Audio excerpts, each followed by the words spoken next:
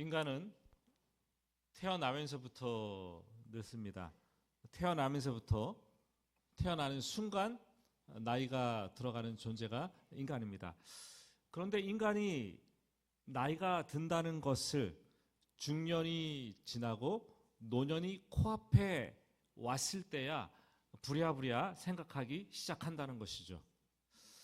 제가 목사로서 40대 때에는 그런 마음이 있었어요.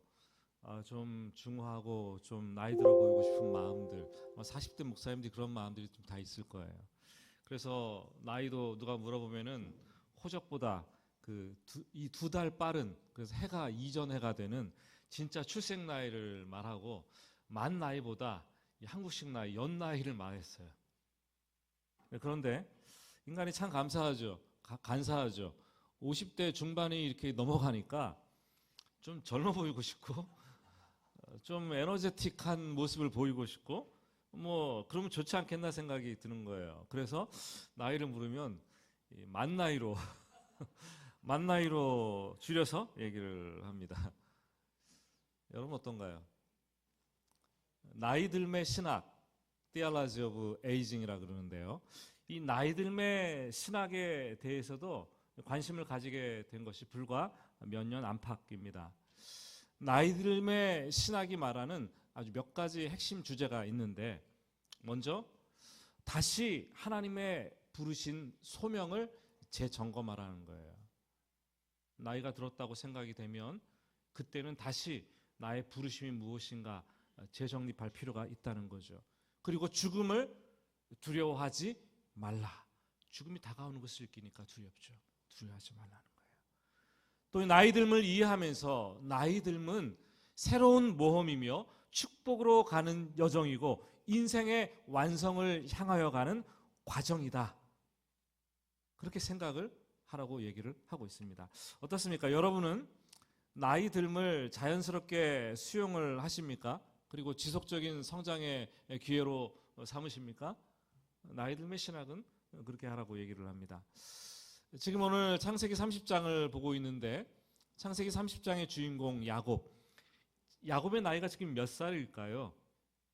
많은 사람들은 성경을 읽으면서 독자들은 야곱이 미혼인 나이에 형 에서를 속이고 집을 빠져나와서 도주를 했잖아요. 그때 나이가 미혼이었기 때문에 지금은 대략 한 40세쯤 되지 않았을까라고 생각을 합니다. 절대 그렇지 않습니다. 주석가들은 야곱의 형 에서의 장자권을 빼앗고 밧단 아람으로 도주할 때의 야곱의 나이를 77세라고 봅니다. 77세. 그렇다면 지금 외삼촌의 집에서 14년이 지났어요. 그리고 11남 1녀를 얻었어요. 야곱의 나이가 몇 살일까요? 91세라는 거죠. 지금 21세기를 살아가는 우리들의 생애 주기는 46세부터 64세까지를 보통 중년이라고 보고 65세를 넘어가는 그 시점부터 노년으로 봅니다. 하지만 당시 야곱 시대에는 지금보다 수명이 훨씬 더 긴 시대였습니다. 아브라함 175세 살았어요. 그의 아들 이삭 180세 살았습니다. 그리고 우리가 앞으로 보게 되겠지만 야곱 147세를 살게 됩니다. 그러니까 야곱의 나이 91세는 신체 나이상 어디예요? 아직 중년이다. 이렇게 이해를 하시면 틀림이 없습니다. 야곱은 외삼촌 라반의 집에서 생활한 지 벌써 14년의 긴 세월이 흘렀습니다. 마침 오랜 시간 끝에 자기가 사랑했던 아내 라헬에게서 첫 아들 요셉도 얻었습니다. 야곱은 나이 듦이 인식이 되는 거죠. 나이 듦을 인식하고 자기 인생, 자기 생애에 대해서 심각하게 고민하기 시작합니다. 내가 이제 지난 인생의 단락을 마무리 짓고 새로운 인생의 출발점을 삼아야 될 때가 지금이 아닌가, 이런 생각이 들기 시작했습니다. 그래서 오늘 말씀 25절은 야곱이 외삼촌 라반에게 가서 얘기를 하는 장면이 나옵니다. 25절을 보시면 라헬이 요셉을 낳았을 때에 야곱이 라반에게 이르되 나를 보내어 내 고향 나의 땅으로 가게 하소서. 야곱은 14년 동안 밧단 아람에서 살았지만 하나님께서 약속하셨던 그 땅을 잊지 않았습니다. 이 레아와 라헬 두 아내를 얻기 위해서 그 대가로 무임금 노동을 7년, 14년을 했는데 14년의 기한도 다 지나고 라반에게 진 빚도 완전히 갚았습니다. 이제 자기 가족들을 데리고 고향으로 돌아가고 싶었어요. 가족들도 부쩍 늘어나서 대가족이 된 거 아니겠습니까? 혼자 왔는데. 하지만 문제는 무일푼이라는 거예요. 돈이 수중에 하나도 없는 극빈자였다는 거죠. 야곱은 내 인생을 타지에서 이렇게 끝낼 수는 없다는 생각을 하게 됩니다. 그리고 결심하고 라반을 찾아갔어요. 내가 외삼촌 밑에서 일하고 얻은 그 처와 자식들을 내게 주셔서 나로 가게 하여 주소서. 26절이죠.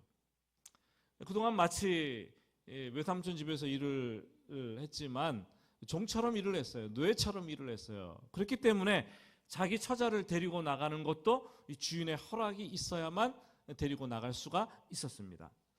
야곱은 무엇보다 나이가 들고 그 마음속에 자기 집을 세우고 싶었어요.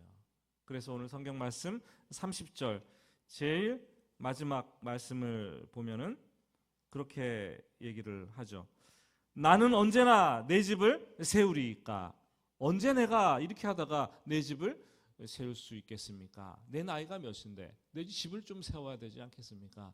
이런 얘기를 했어요. 여러분, 세상은 사람들이 늙어지고 좀 나이가 들기 시작하면 나이값을 하라고 독촉을 합니다. 그래서 동생과 싸우게 되면 뭐라고 해요, 부모가? 형답게, 형이면 형답게 나이값을 좀 해라, 이렇게 핀잔을 주죠. 어른이 됐는데 동심으로 돌아가서 어릴 적 장난을 좀 이렇게 치려고 하면은 아이 참 철없다, 언제 나이값 할래, 이렇게 얘기를 합니다. 타박합니다. 내가 먹고 싶어서 나이 먹었어요? 어른이 되고 싶어서 여러분 어른이 되었습니까? 시켜달라고 저런 것도 아니에요. 근데 시간이 지났더니 내가 나이가 들었고 내가 어른이 되었다라는 거죠. 그래서 세월이 우리를 나이 먹은 어른이라고 규정을 하는 거예요. 그리고 나이값을 하라고 요청을 하는 거죠. 나이가 들고 어른이 되면 좀 어린 시절과 다른 것은 책임을 져야 되는 그 자리에 가게 된 것이죠. 자기 집을 세우는 것이 중요한 일이 됩니다. 단순히 이것은 내 집 마련을 하라는 그런 말이 아니죠. 나이가 들면 내 말과 내 행동에 책임을 져야 하듯이 내가 낳은, 내가 결혼한 처와 자식들 돌보고 책임을 질 수 있어야 한다는 거예요. 그게 자기 집을 세우는 것입니다. 그런데 자기 집을 어떻게 세울까요? 아브라함은 우상이 득실거리는 갈대아 우르에서 거기서 머물러 있다면 자기 집이 안 세워집니다. 하나님의 말씀 따라 가나안 땅으로 가야만 했습니다. 이스라엘은 이방 풍습이 가득한 애굽에 있으면 자기 집이 안 세워집니다. 그래서 출애굽을 해서 하나님께서 말씀하신 가나안 땅으로 가야만 했습니다. 야곱은 밧단 아람에 있으면 라반에게 그냥 다 털리고 인생 개털이 되는 거예요. 자기 집을 안 세워집니다. 자기 집을 세울 수가 없습니다. 하나님께서 약속하신 땅, 그 가나안 땅으로 돌아가야지 자기 집을 세울 수가 있습니다. 거기서 하나님을 예배하고 하나님의 말씀을 순종하는 삶을 살 때 집이 세워지는 거죠. 그래서 시편 127편 기자는 1절에서 이렇게 얘기합니다. 한번 성경을 한번 보실까요? 같이 읽어보겠습니다. 여호와께서 집을 세우지 아니하시면 세우는 자의 수고가 헛되며 여호와께서 성을 지키지 아니하시면 파수꾼의 깨어 있음이 헛되도다. 여러분, 우리의 집은 누가 세우는 거예요? 하나님께서 세우는. 따라서 해봅시다. 우리 집은 하나님께서 세우신다. 그러면 하나님께서 부르시는 곳에서 세울 수가 있는 거예요. 하나님께서 세워 주셔야만 하는 거죠. 하나님의 방법으로 집을 세워야만 하는 거죠. 자꾸 세상에서 뭐 열심히 일하고 돈 많이 벌어서 집을 세우려고 하지 마시기 바랍니다. 집은 하나님께서 부르신 곳에서 하나님께서 세워 주셔야만 하는 것입니다. 야곱은 고향으로 돌아가서 자기 집을 이제는 세우기를 원했습니다. 그러나 라반은 이 종처럼 마음대로 부렸던 야곱을 보내줄 마음이 1도 없습니다. 하나도 없어요. 27절 말씀을 보면 이렇게 얘기합니다. 라반이 그에게 이르되 여호와께서 너로 말미암아 내게 복 주신 줄을 내가 깨달았노니 내가 나를 사랑스럽게 여기거든 그대로 있어라. 이 라반은 다급해져서 떠나려고 하는 야곱을 꼭 붙잡습니다. 꼭 붙잡습니다. 여러분, 우리 인생은 만남과 헤어짐의 연속입니다. 만났다 하면 헤어지는 거 아니에요. 그래서 회자 정리라 그러죠. 만나면 헤어짐이 있다. 우리의 인생은 만남과 헤어짐을 통해서 성장하고 또 한 걸음 앞으로 나아갑니다. 그런데 헤어질 때에는 헤어짐은 슬픔을 동반합니다. 그렇지만 그것을 통해서 더 성숙한 삶으로 나아가고 새로운 만남과 또 자기 발전의 기회가 되기도 하죠. 그럼에도 불구하고 우리 인생에서 헤어지는 순간이 다가오면 꼭 붙잡아야 될 정말 소중한 인연이 있어요. 이 사람은 절대로 내가 놓치면 안 되겠다. 그 사람이 누굽니까, 여러분? 축복의 통로가 되는 사람이에요. 축복의 통로. 라반에게는 야곱이 이제까지 축복의 통로였어요. 라반이 이 다신교 사상을 가지고 있어서 많은 신들을 인정했지만 야곱을 바라보면서 내가 야곱 때문에, 야곱이 자기 집에 있어서 야곱이 나와 함께 있었기 때문에 하나님께서 복 주셨다라는 것을 깨달아 알고 있었다라는 거죠. 참 야곱을 바라보면 참 신기해요. 야곱 집안도 신기해요. 우리가 잘 아는 야곱의 할아버지가 누굽니까? 아브라함 아닙니까? 아브라함도 축복의 통로였어요. 하나님께서 아브라함에게 너는 복이 될지라, 아멘이십니까? 너는 복이 될지라, 땅의 모든 족속이 너로 말미암아 복을 얻을 것이라. 복을 유통하는 복 자체, 복의 통로가 되도록 하나님이 선포하셨습니다. 그래서 조카 롯이 아브라함을 쫄쫄 따라다니잖아요. 그러니까 자연적으로 재산이 증식되고, 롯이 실수한 것은, 인생의 최대 실수는 아브라함을 떠난 거예요. 떠난 거. 소돔으로 갔잖아요. 그렇지만 아브라함의 중보기도 덕분에 롯은 유황이 비처럼 불비처럼 내리는 그 상황에서 구출을 받게 됩니다. 이 아브라함이 또 그랄 왕 아비멜렉을 위해서 잠시 기도했을 뿐인데 그 성의 여인들의 태가 활짝 열리더니 출산하는 기적이 일어납니다. 모든 열방이 아브라함 때문에 축복을 받고 하나님께로 돌아옵니다. 예수님도 아브라함의 자손으로 이 땅에 오셨고 저와 여러분도 예수를 믿고 아브라함의 자손이 되었다라는 거죠. 아브라함만큼 축복의 통로가 된 사람이 세상 어디에 있겠습니까? 야곱의 아버지 이삭도 축복의 통로였어요. 가는 곳곳마다 남 좋으라고 우물을 파는 거예요. 여러분, 이삭의 인생 구호가 뭔지 아십니까? 우물 파서 남 주자. 우물 파서 남 주자는 거예요. 예전에 어떤 교회에서 청소년 담당 목사님이 그 슬로건으로 내걸었는데 한 해 동안 공부해서 남 주자였어요. 공부해서 남 주자. 너무 이기적으로 살지 말고 공부 열심히 해서 청소년들이 남 주는 인생 살자. 그렇게 얘기하더라고요. 이삭이 그런 인생을 살았습니다. 우물을 파고 또 파고 또 파고, 딴 사람들이 빼앗으니까 싸우지도 않고 그냥 양보하는 거예요. 이게 진정한 피스메이커 아닙니까, 여러분? 야곱의 아들 요셉은 어땠나요? 요셉도 축복의 통로였어요. 요셉이 팔려가지고 애굽의 친위대장 보디발 장관의 집으로 종으로 팔려갔는데 요셉 때문에 하나님께서 그 보디발 장관의 집을 축복하시는 거 아니겠습니까? 강간 누명을 쓰고 감옥에 들어갔는데 거기서도 요셉 때문에 하나님께서 간수들에게 은혜를 베푸신지라. 놀랍지 않습니까? 심지어 요셉이 애굽의 총리가 되자 온 세상에 흉년이 들었을 때 요셉 때문에 하나님께서 이집트가, 애굽이 거뜬히 그 흉년을 이겨낼 만한 그런 나라가 되게 축복을 하셨다는 거예요. 참 대단하죠. 하나님을 믿는 야곱의 집안, 위로도 아래로도 축복의 통로였고 세상을 축복하는 축복의 집안이 되었다라는 거예요. 저는 그런 생각을 합니다. 해 아래 두 종류의 사람, 두 종류의 집안이 있어요. 하나는 자기에게 들어온 이 복을 가두어두는 저수지 같은 사람, 저수지 같은 집안이 있습니다. 아이쿠 여기도 새네, 막자. 야 여기도 샌다, 빨리 막자. 다 막자. 원천봉쇄하자. 복을 가두어두자. 다른 하나는 하나님께서 복을 부어주시면 복을 유통시키는 사람, 축복의 통로가 되는 집안이 있어요. 수위를 조절하고 또 조절하면서 야, 여기도 이렇게 흘려보내고 또 여기도 좀 흘려보내고 좀 많이 흘려보내자. 저수지는요, 물을 가두어두기 때문에 고인물이 되고 수질이 악화되어서 썩어가는 게 저수지예요. 댐처럼 흘려보내게 되면은 생태계와 인간 사회가 이로움을 받고 유익을 얻는 거죠. 사랑하는 여러분, 좀 받은 복을, 주님께서 주시는 복을 흘려보내는 사람, 흘려보내는 집안 되시기를 예수님의 이름으로 축복합니다.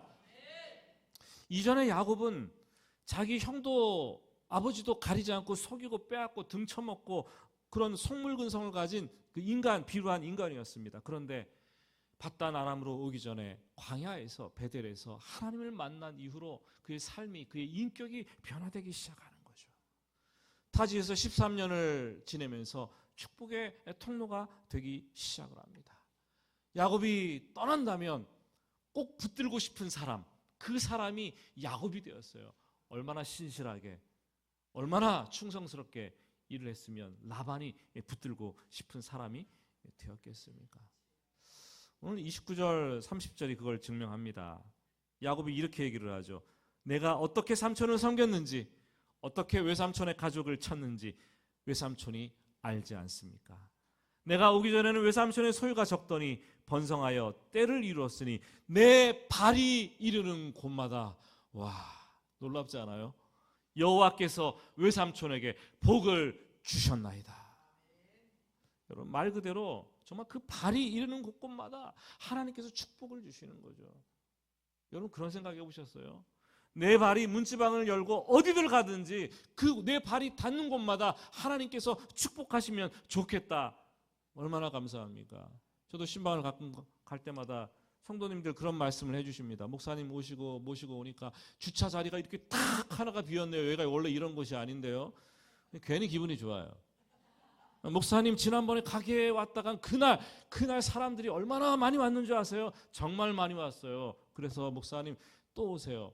자주 오세요. 그러면 내가 축복의 통로가 된 것 같아갖고 막 우쭐하고 막 기분이 좋아지는 거예요. 물론 기분이 좋으라고 하시는 말인 줄 다 압니다. 예. 그렇지만 내 발이 닿는 그곳마다 하나님께서 축복을 해주시면 얼마나 감사한 일이 아니겠습니까? 목사인 저는 그런 생각해요. 뭐 다른 것도 중요하지만 제가 발을 딛고 서 있는 이 해오름 교회, 이 발을 딛고 서 있는 이 강당에서 하나님 말씀을 전할 때, 섬길 때에 이곳에서 해오름 교회 축복의 통로가 되기를 원합니다. 해오름 교회에 속한 모든 권속들이 저로 말미암아 복을 받기를 원합니다. 말씀의 축복이 임하기를 원합니다. 영안이 열려지는 축복을 얻기를 원합니다. 하나님을 알아가는 복을 얻기를 원합니다. 믿음이 흔들리지 않고 견고히 세워가는 그 복, 하나님 우리 교회 성도들에게 주시옵소서. 하나님, 그런 복을 받는 교회가 되면 얼마나 제가 감사하겠습니까? 그 여러분들도, 여러분, 제가 해오름 교회 이 축복의 통로가 되도록 항상 여러분들께서 기도해 주셔야 돼요. 그럼 여러분들과 해오름 교회는 어떻게 해야 하는가? 이 지역사회의 축복의 통로가 되어야 되지 것 아니겠습니까? 교회 성도들이 이 근처에 카페에 가고 식당에 가면, 야, 오늘 해오름 교회 성도들이 왔다, 참 좋다, 또 오면 좋겠다, 자주 오면 좋겠다, 뭐 이런 고백을 좀 해야 되는 거 아니에요?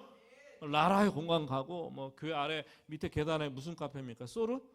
뭐 소울 카페 가고 무인 카페도 하나 있는 걸로 알고, 근데 주인이 보고서 와서 저것들 와서 시끄럽게 하고 떠들고 싸우기만 하고 왜 빨리 안 나가나?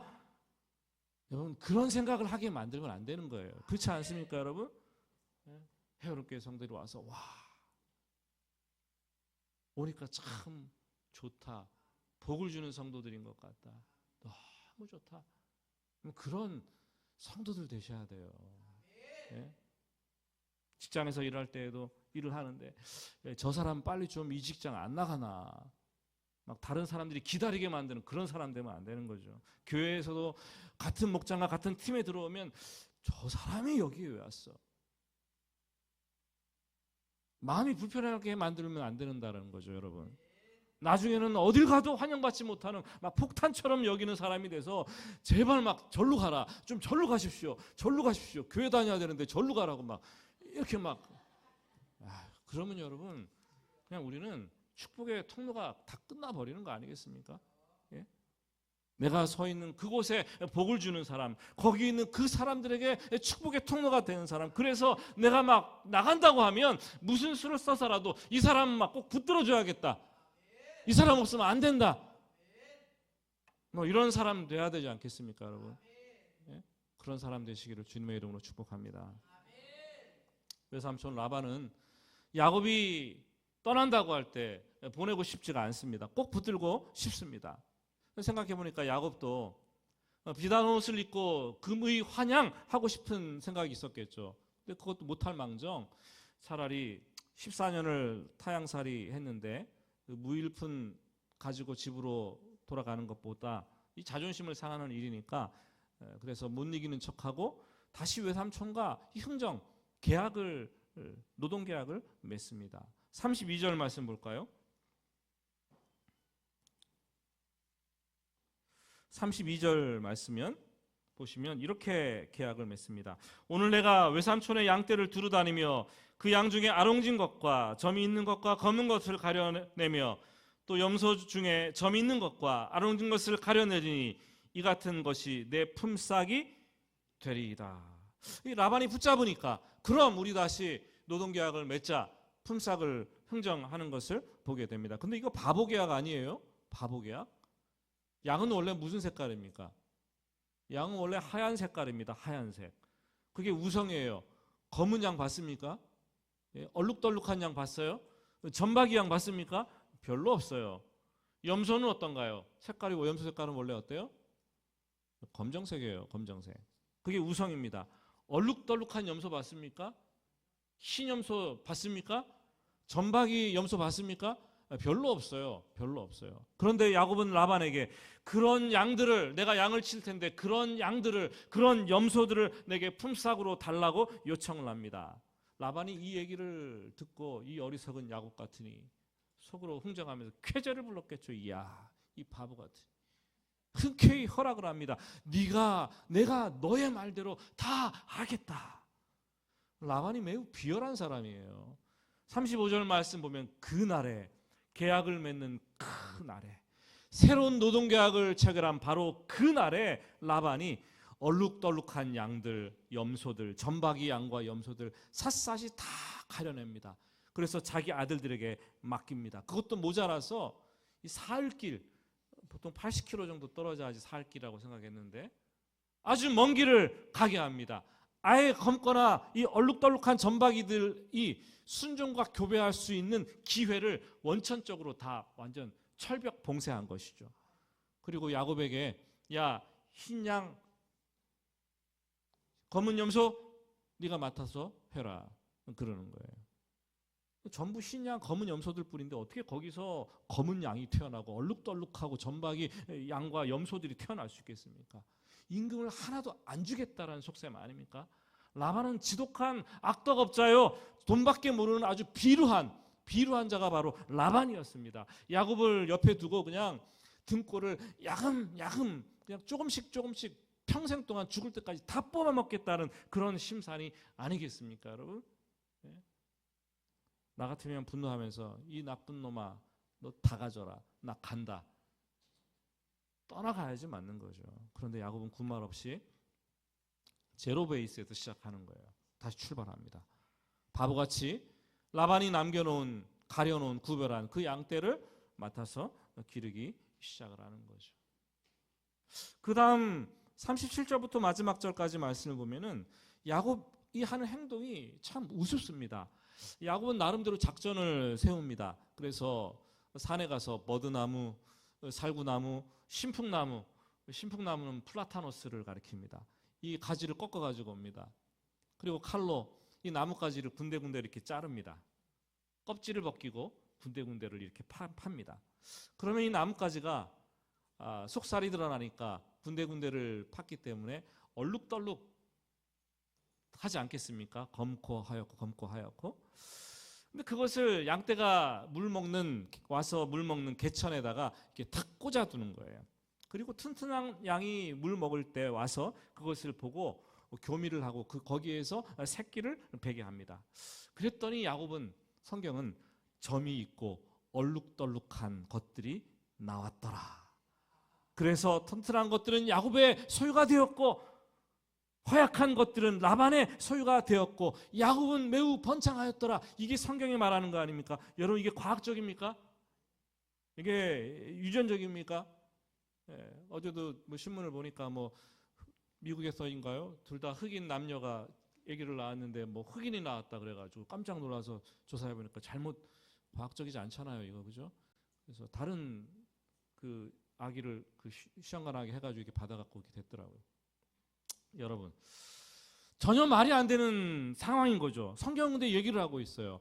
상식 밖의 일이죠. 비상식이죠. 야곱이 풍설을 따랐던가 아니면 누구에게 잘못 들었던가 아니면 자기 생각에 이렇게 하면 될 것이다 라고 했을 것입니다. 그런데 비상식적인 일이 벌어졌어요. 튼튼하고 얼룩지고 점박이들이 막 수없이 막 생겨나기 시작하는 거예요.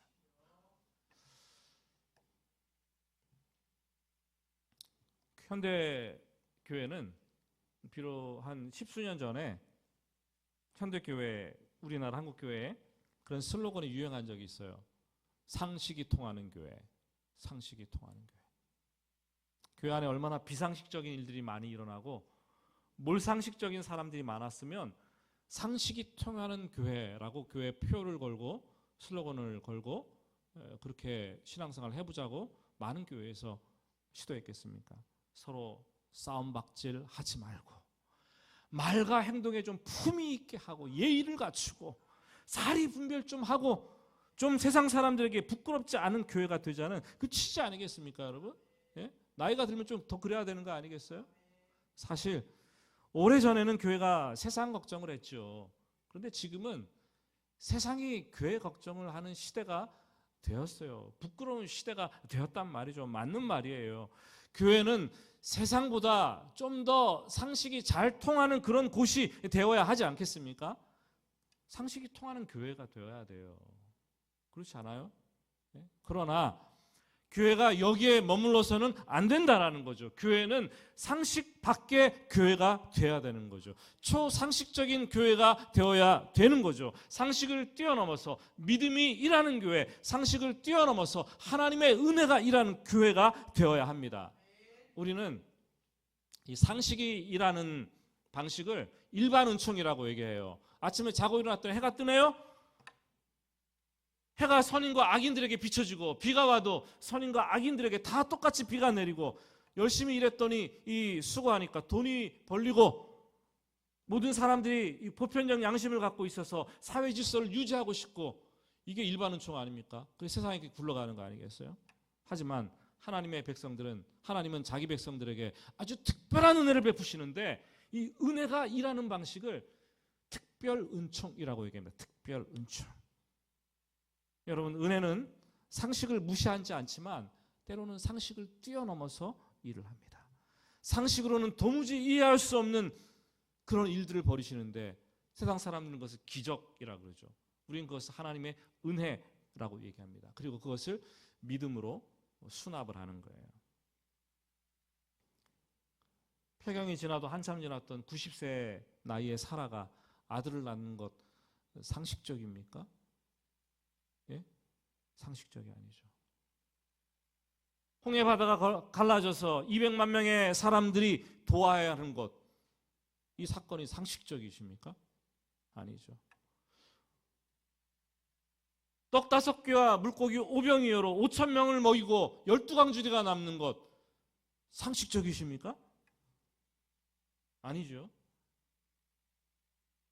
무엇보다 우리에게 가장 큰 상식을 뛰어넘는 비상식적 은혜는 저와 여러분이 예수 그리스도의 십자가를 통해서 구원받은 사건이라는 거예요. 상식을 초월한 하나님의 아주 특별한 은혜가 거기에 머물러 있는 거죠. 어떻게 2000여 년 전에 예수 그리스도가 저 변방 시골 마을에서 십자가에 피 흘려 죽었는데 그 십자가의 피가 여러분들의 죄를 씻을 것이며 어떻게 우리의 죄를 용서하고 우리가 그 피로 구원을 받게 되는 것인가? 이게 상식적이세요? 더 비상식적인 사람들만 앉아 계세요. 그죠? 예수 믿는 것은 비상식적인 은혜를 인정하는 거예요. 우리가 그 예수를 믿을 때 성령 하나님께서 시간과 공간에 관계없이, 원래 하나님은 인간의 시간과 공간에 무의미한 거예요. 시간과 공간에 관계없이 예수 그리스도의 피 흘린 십자가 사건을, 이 죽음의 권세를 깨뜨리고 부활하신 부활의 사건을 우리 영혼에 그대로 적용시켜 주십니다. 예수를 믿음으로 고백하면은 머리부터 발끝까지 예수 그리스도의 피가 우리 눈엔 보이지 않지만 그대로 뻘건 피가 막 뚝뚝 떨어지는 거예요. 예수가 십자가에서 죽으실 때 내가 죄에 대해서 죽은 사건이 되는 것이고, 예수님이 십자가에 죽으시고 부활하실 때 내가 다시 죄를 해서 죽고 하나님에 대해서 살아나는 그 영혼의 놀라운 초자연적인 변화가 우리 영혼에 일어나는 거죠. 그래서 우리가 예수와 함께 죽고 예수와 함께 살아나는 것, 그래서 구원받는 것 아닙니까? 그래서 그것이 중생이고 거듭남이요, 그 모든 것들은 인간의 이성으로는 이해할 수 없는 상식 밖의 일입니다. 그리스도인들의 믿음은 상식 밖의 삶이고, 은혜는 상식을 초월해서 일을 하는 것입니다. 전 예수 믿으면서 여러분들이 상식적으로 예수 믿는 뛰어넘어서 좀 은혜로 예수 믿는 체험을 할 수 있기를 정말로 간절히 바랍니다. 그런 경험을 하셔야지 신앙이 흔들리지 않아요. 말씀을 맺습니다. 말씀을 맺으면서 창세기 31장, 다음 주에 보겠지만 10절과 12절 말씀을 한번 보겠습니다. 창세기 31장 10절과 11절, 12절 말씀 우리 같이 한 목소리로 읽습니다. 그 양떼가 새끼 뵐 때에 내가 꿈에 눈을 들어보니 양떼를 탄 수장은 다 얼룩무늬 있는 것과 점 있는 것과 아롱진 것이었더라. 꿈에 하나님의 사자가 내게 말씀하시기를 야곱아 하기로 내가 대답하기를 여기 있나이다 하매 이르시되 내 눈을 들어보라. 양떼를 탄 순양은 다 얼룩무늬 있는 것, 점 있는 것과 아롱진 것이니라. 라반이 내게 행한 모든 것을 내가 보았노라. 이게 야곱이 6년이 더 지나서 라반의 집에서 20년을 꽉 채우고 떠날 때 자기 처자식을 다 불러 모아놓고 했던 자기 신앙 간증이에요. 자기가 나뭇가지를 꺾어다가 껍질을 이렇게 벗기고 얼룩덜룩하게 만들어서 그런 결과를 만들어낸 것이 아니라 하나님께서 그런 양떼, 그런 염소들을 나오게 은혜를 베풀어 주셨다. 나중에 야곱이 이것을 깨닫고 자기 처자식들에게 고백하는 거 아니겠습니까? 하나님께서 상식을 뛰어넘는 특별한 은혜를 나에게 주셨다라고 고백을 했다는 거예요. 여러분들도 그런 고백이 있기를 예수님의 이름으로 축복합니다. 야곱은 부족한 사람이었어요. 연약한 사람이었어요. 결점투성이 사람이었습니다. 너무 인간적인 사람이었어요. 그러나 그가 약속의 땅 가나안으로 되돌아가려는 마음을 품자 하나님께서 되돌아갈 수 있도록 필요한 모든 것들을 다 허락을 해 주셨습니다. 우리가 하나님께서 말씀하신 가나안 땅을 목표로 삼는 한 하나님은 우리에게 은혜를 베푸시는 거예요. 애굽을 목표로 삼으면 그 은혜가 생기지 않는 거예요. 집이 세워지지 않는 거예요. 가나안 땅을 목표로 삼을 때 하나님이 손을 피십니다. 출애굽할 때에도 놀라운 것은 출애굽기를 읽어보면 이스라엘 백성들이 빈손 들고 나가지 않았어요. 얼마나 원수 같은 이스라엘 아닙니까? 근데 애굽 사람들이 나갈 때 하나님께서 은혜를 베푸시니까 달라는 대로 다 주는 거예요. 금부치, 은부치 다 주고 옷까지 다 주고 하나님의 은혜를 체험한 놀라운 역사를 하고 출애굽을 하는 거예요. 하나님께서 가나안 땅을 향해 가겠다고, 약속의 땅을 향해 가겠다고 그들의 마음에 결정을 하고 나니까 놀라운 은혜를 하나님께서 그들에게 허락해 주시는 것입니다. 여러분, 하나님은 당신을 사랑하는 자들에게, 하나님의 말씀을 붙잡고 순종하는 자들에게 상식을 뛰어넘는 은혜를 베풀어 주십니다. 우리가 교회에서 세상 사람들보다 더 상식적으로 신앙생활을 해야 되지만 때로 상식을 뛰어넘는 비상식적 은혜가 있음을, 특별한 은혜가 있음을 깨닫고 그것을 믿음으로 수납해야 하는 사람들이 저와 여러분입니다. 이번 한 주간도 그 은혜를 사모하고 한 걸음씩 믿음으로 나아가는 여러분들 되시기를 예수님의 이름으로 축복합니다. 우리 같이 기도하겠습니다.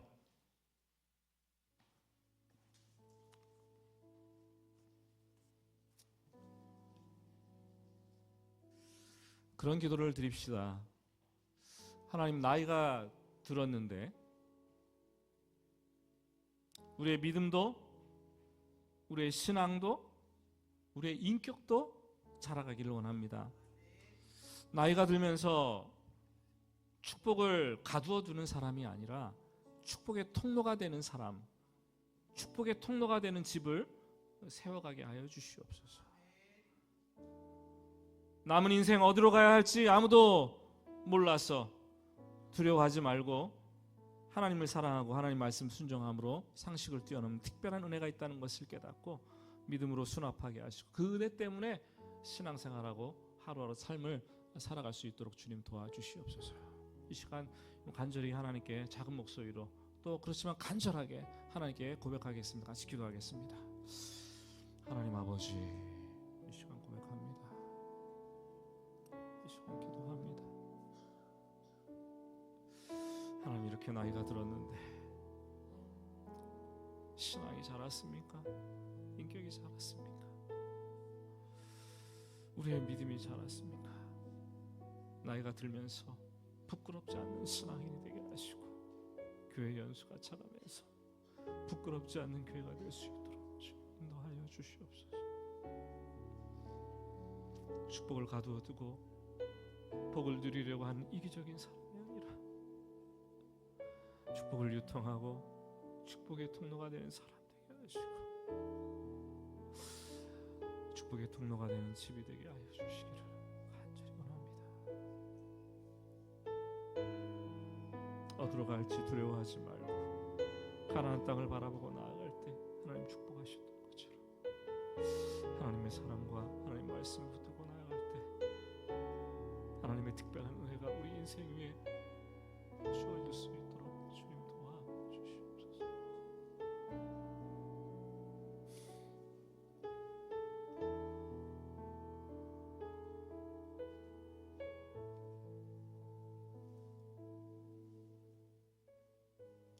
하나님 아버지, 나이는 들어가는데 내 믿음과 내 신앙, 내 인격을 돌아보니 참 아직 너무나 비천하지 않습니까?